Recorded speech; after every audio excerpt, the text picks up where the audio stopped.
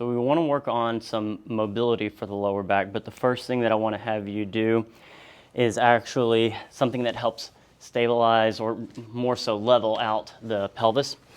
And this position is what you would get in. You would maybe have your legs on the couch, on a chair, something like that, but primarily the goal that we're going to be doing here is my hips are bent to 90 degrees and my knees are as well.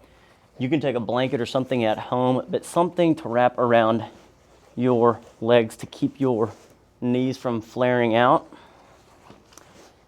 And if those were held stable, I would just sit here for 20 minutes. So it's going to be a good amount of time. The primary thing that you want to make sure is you're not moving around at all, because you want to let the pressure of your legs go into your pelvis, and you're going to feel a lot of pressure build up down there.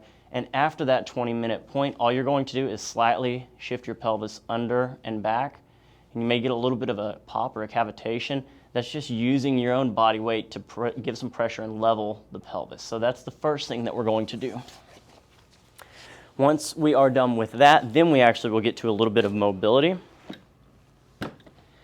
So the first thing you'll do there is lie on your back with your knees bent and your feet flat on the ground.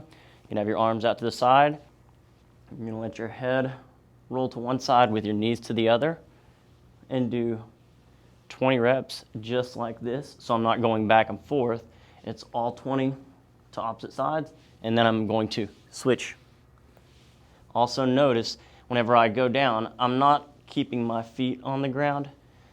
The one side lifts. It gets a little bit more of a torque.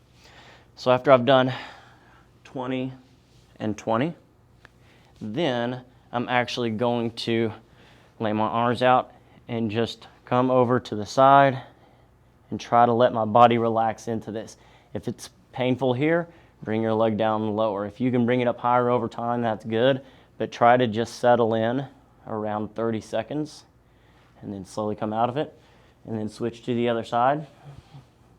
Let your body relax into it. You'll feel a stretch along the upper leg and glute, a little bit into the back, and I would just do 2 sets on each side, so a minute on each side there.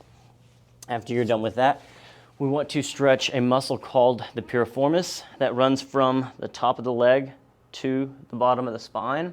So it runs at an angle, and for that, we make a figure 4, and then we can reach through the hole and then grab this leg and bring up. You'll feel it stretch down in through there. If that gets really easy, then you can actually grab your knee and bring it down to the opposite shoulder, and you're going to hold for 30 seconds, and I would do 3 sets of that on each side there. The very last one is a classic cat camel, where you make a cat position arching upwards. Make sure your knees are under your hips, your fists are under your shoulders. I'm going to arch up like a cat would, and then arch down. Or what would that be? One of these is a cat, one's a camel. I feel like that's a camel too. But you press your belly button towards the ground, and then reach up towards the ceiling. Press down. And I'd get through a good 20, 30 reps of that, just pressing up and down. And that's your homework for now.